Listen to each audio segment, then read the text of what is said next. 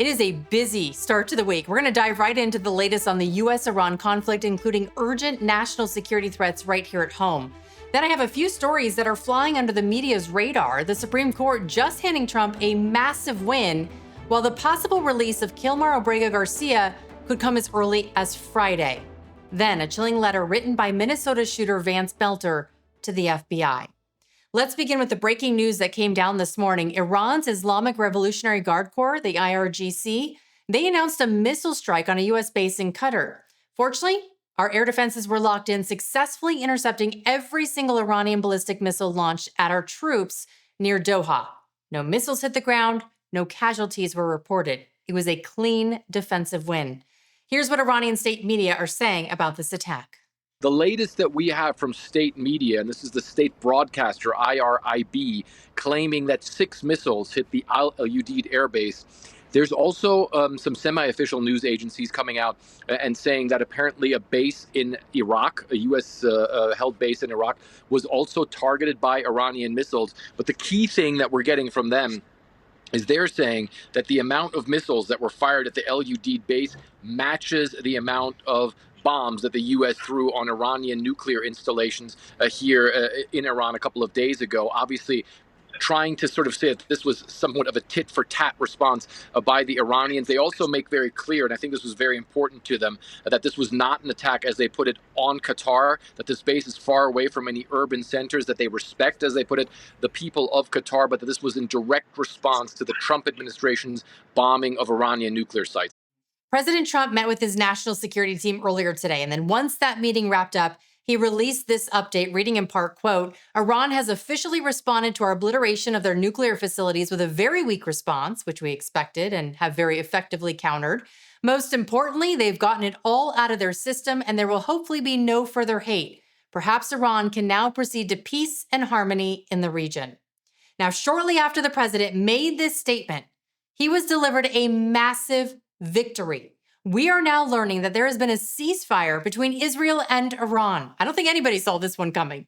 The agreement is that the two countries will have a total ceasefire approximately 6 hours from when the announcement was made.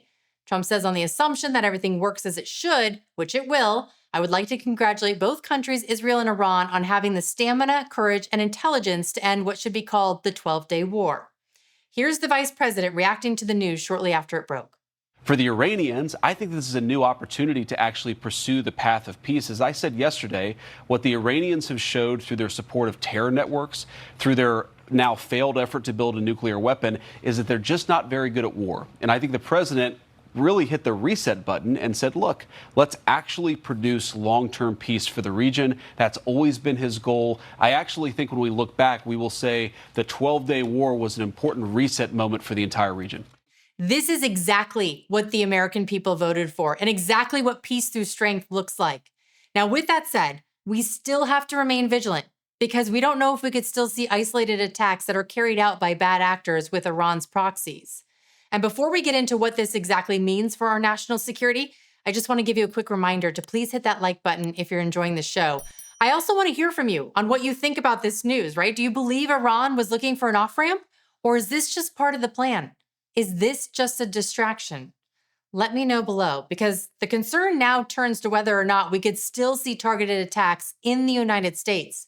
In fact, under the Biden administration, 1,504 Iranians were apprehended at our southern border and released. Shockingly, more than half of them were allowed into the interior of the United States. That is a major wake-up call. For all we know, they may have gotten sleeper cells into the country during Joe Biden's wide open border. So the threats are serious. They are here, they are active, and that's what we need the FBI Director Kash Patel to be keeping after for all of our safety. The administration is being vigilant. Law enforcement across the country is being vigilant. But it is a real danger because we've had 4 years of open borders. And with known threats from Iran and its proxies, we're left to wonder, how many sleeper cells have quietly entered our country in the last 4 years? The answer is we don't know. That's the problem. Now, Homeland Security Secretary Kristi Noem, she's briefed state governors, and several of those governors from both parties have posted appreciation online for the administration's coordination in helping local leaders stay vigilant. The State Department also putting out a bulletin warning Americans who travel or live abroad to exercise extreme caution. They're urging people to check travel advisories, which I can tell you are updated regularly, so stay on top of that. Top Republicans, including Vice President J.D. Vance, says the U.S. is concerned about the potential for attacks within the homeland, given just how many people have crossed over into the U.S. under the previous administration without any proper vetting. We're doing everything that we can to keep our people safe. And this is one of the reasons why border security is national security, is if you let a bunch of crazy people into your country, those crazy people can eventually take action. We're going to do everything that we can to make sure that doesn't happen and to keep Americans safe. This is not a new concern. Iranian proxies, they've targeted U.S. officials for years. In fact, just in 2022, they plotted against those involved in the strike on Qasem Soleimani. In 2023, more U.S. leaders, including President Trump, faced threats. Now, in February, the White House itself, they actually warned of Iranian sleeper cells on U.S. soil, which are hard to detect and even harder to stop. When it comes to sleeper cells, extraordinarily difficult to track them. It means that we've got to work very, very closely with the intelligence community. That means DNI Tulsi Gabbard has to ensure that her agencies are collaborating together, enabling one another, and then working with state and local and federal law enforcement as well. And for citizens out there watching this program, if you see something, say something. So many times we've been able to detect threats way out left of boom before something bad happens because of a citizen who was on the watch and spotted something that didn't look quite right. It's critical at this point that we all stay alert and report anything that seems off. Now, while Republicans, they're laser focused on protecting Americans, Democrats are busy pushing a false narrative that President Trump failed to notify Congress before the strike. But that claim, it does not hold up. In fact, the press secretary dropped a massive truth bomb this morning that completely dismantles their argument. Before I show you that, here's what the Democrats are saying. Can you explain when and how you learned about this? Yeah, look, I learned about this strike last night on Twitter, which, as you point out, is an uncomfortable thing for the ranking member of the Intelligence Committee, particularly given the fact that the whole premise here is that something changed, right? That, Prime Minister Netanyahu made reference to new intelligence. There was some mention of it this morning.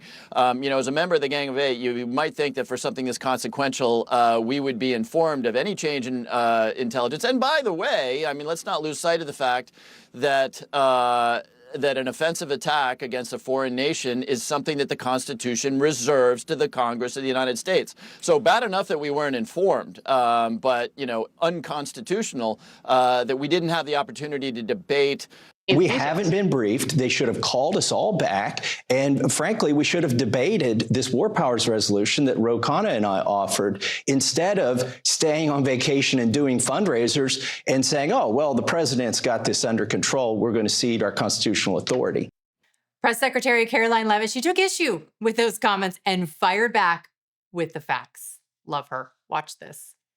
First of all, we did make bipartisan calls. Thomas Massie and the Democrats, he should be a Democrat because he's more aligned with them than with the Republican Party. We're given notice. The White House made calls to congressional leadership. They were bipartisan calls. In fact, Hakeem Jeffries couldn't be reached. We tried him before the strike and he didn't pick up the phone, but he was briefed after, as well as Chuck Schumer was briefed prior to the strike. So this notion that CNN ran with at the White House did not give a heads up to Democrats is just completely false. In fact, both Senator Schumer's office and CNN had to retract that story last night because it was a blatant lie. And we showed them the timestamps from those phone calls. But I want to add something to Thomas Massie's false points. The White House was not obligated to call anyone because the president was acting within his legal authority under Article 2 of the Constitution as Commander-in-Chief of the President of the United States.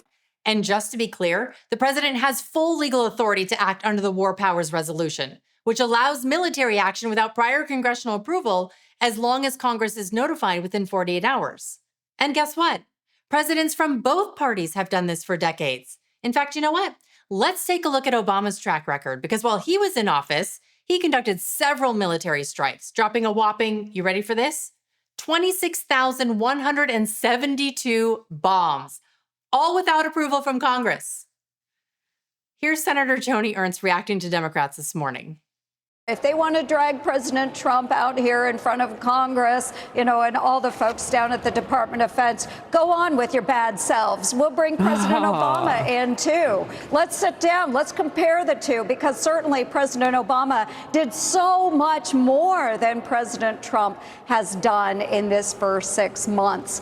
The hypocrisy from the left, it is laughable at this point. I mean, here's Nancy Pelosi commending Obama for launching 110 bombs onto Libya without congressional authorization back in 2011.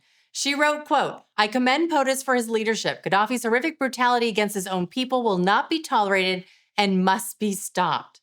But heaven forbid a Republican president launches a similar attack, then this is what her message reads, quote, "Tonight, the president ignored the Constitution by unilaterally engaging our military without congressional authorization."